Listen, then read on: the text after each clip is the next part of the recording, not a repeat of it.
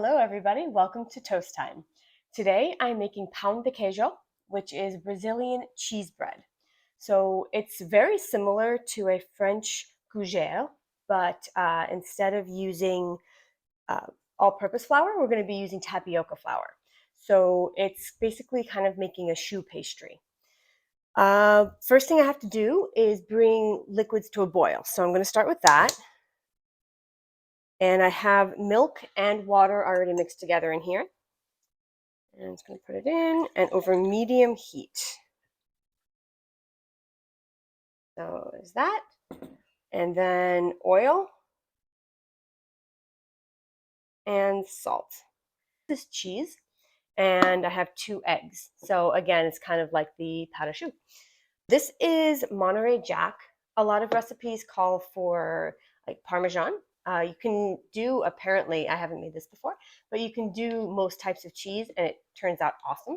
So I chose Monterey Jack because it's closest to the authentic, which I couldn't find.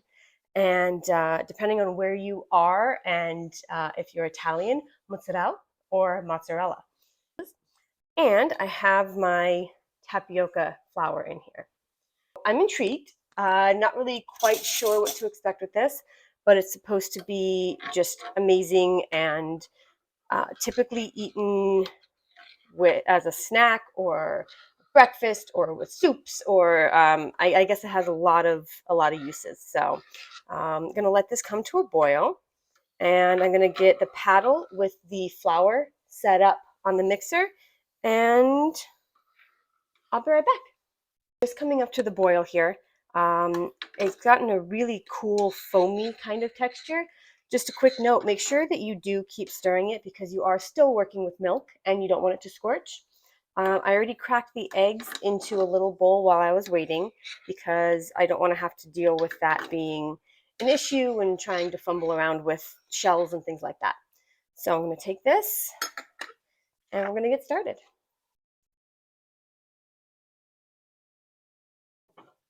So the handle did get very hot, but I don't know if you can see, can't tip it too much, but that's the foamy texture. And I'm just going to turn this on to the first stage, and we're ready.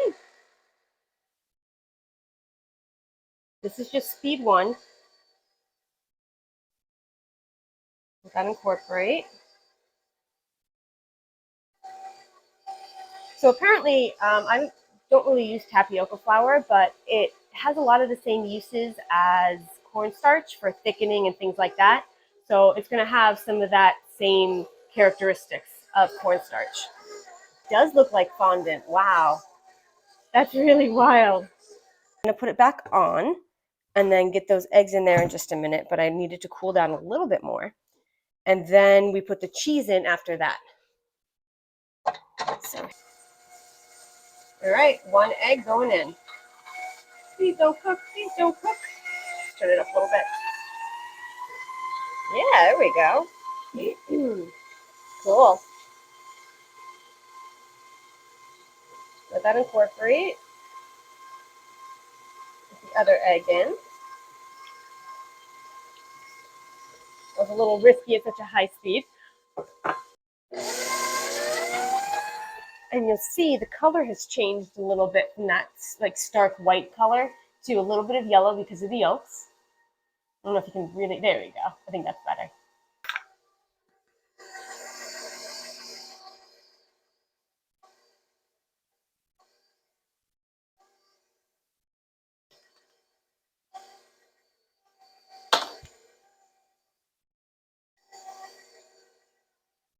I'm not going to use all of it quite yet because I want to get this one incorporated as well.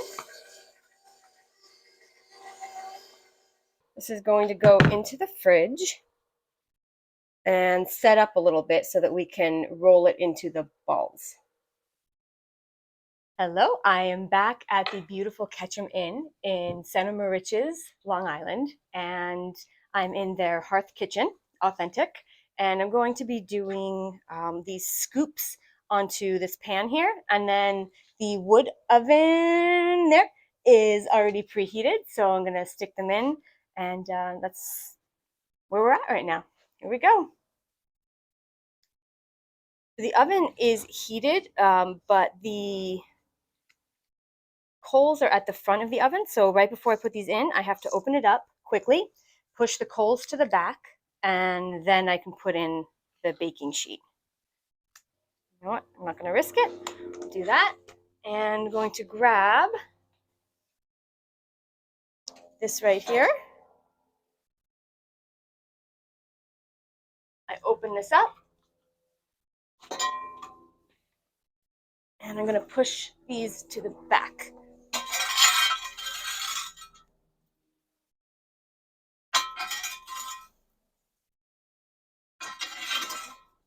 Now I put my hand just inside, not touching the oven, but just inside, so that I can make sure that the temperature is going to be where I want it. I don't have a thermometer in there, so I'm just kind of going by feel. And it feels pretty good, so I'm going to give it a go.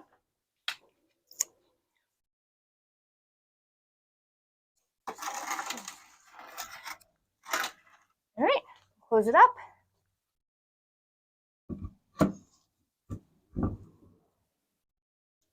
Doors secured, and we'll give it about 10 minutes and check on them. Okay, so I had a little bit of trouble with the temperature of the oven, I think. So this is supposed to go in right after it's made, pretty much, but it did sit in the fridge because I was going to be transporting it.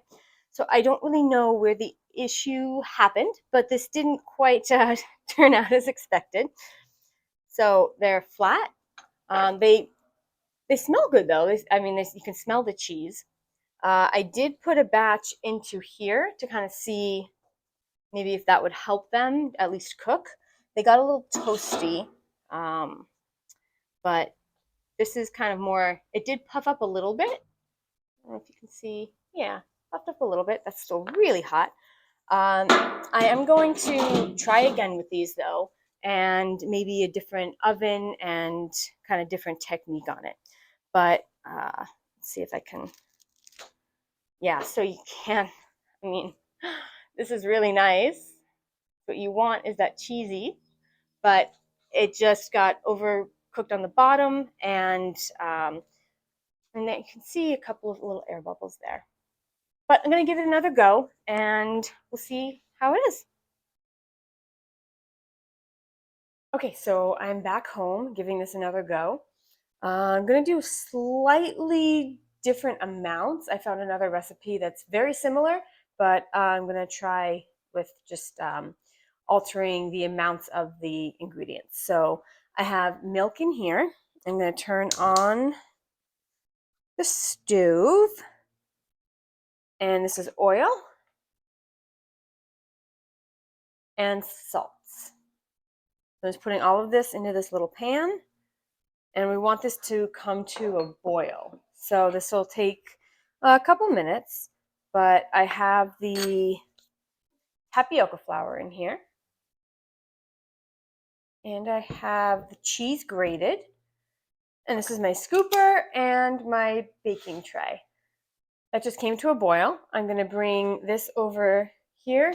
I also have the oven preheated to 450. It just did its preheated beep.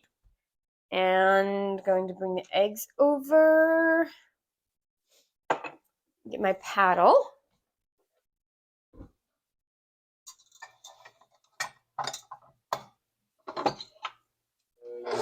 Just start it mixing and pour this in.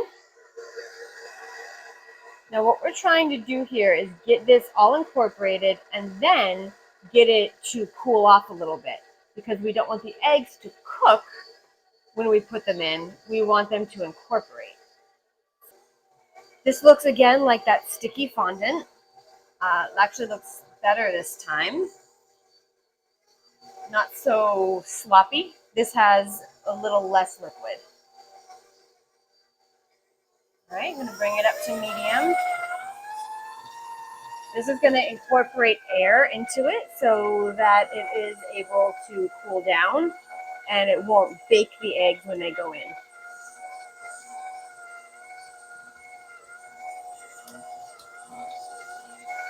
You have to remember this went from boiling and into here. It's going to take it a couple of minutes to cool it down.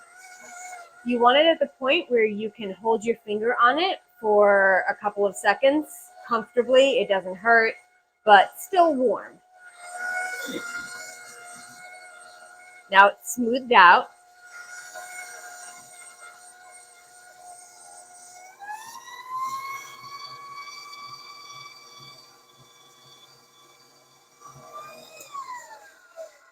I'm quickly going to bring it over so you can see.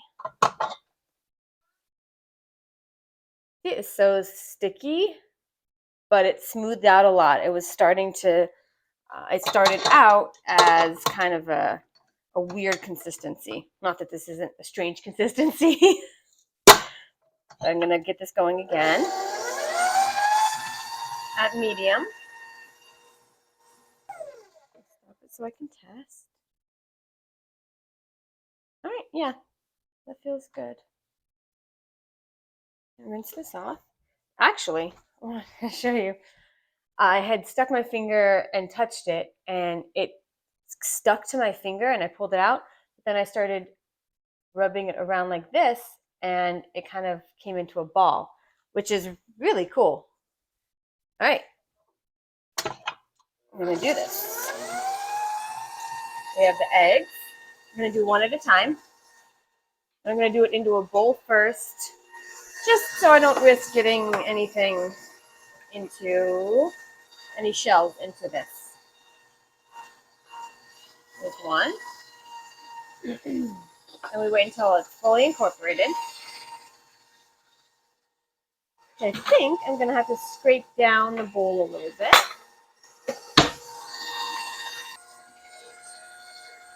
Now it's incorporated. I'm going to do that.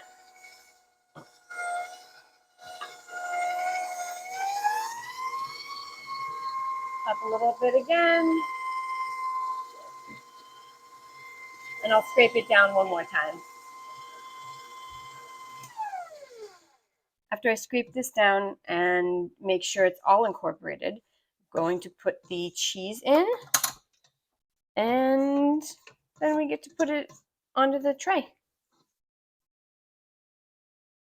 Now, this recipe says to have the oven at 450, and then when you put them in, you drop it down to 350 right when you put them in. I don't really have that kind of control with the wood-fired oven. I'm hoping that this is going to make the difference.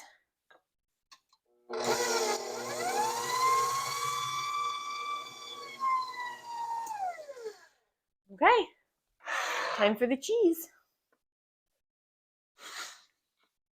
And I have it grated in here. I'm keeping it all together. It doesn't get everywhere. Okay. Mix that in. And it's not going to be completely smooth. That's fine. Okay, now it's time to put it on the baking tray. I'm not going to go with the... Sorry. Okay.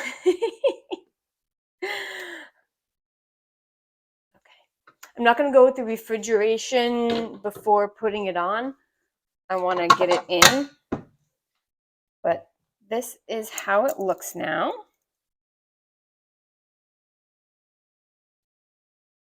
I think it's thick enough to put in there. I'm gonna make sure everything came off of the bottom of the bowl. That's incorporated. That's always the problem spot, right in there. Just making sure. Okay. Yeah, this is gonna hold its shape. It's a little bit loose, but I think it's gonna be fine for this. Okay. This is the size that I'm choosing to do.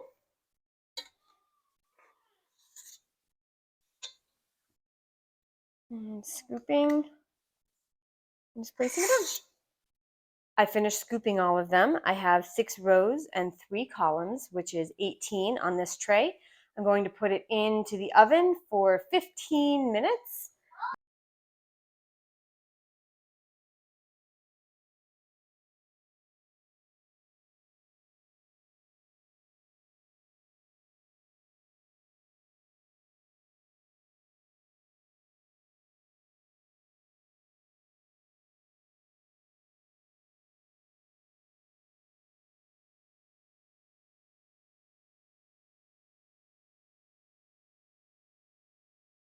Thanks for joining me, and I'll see you next toast time.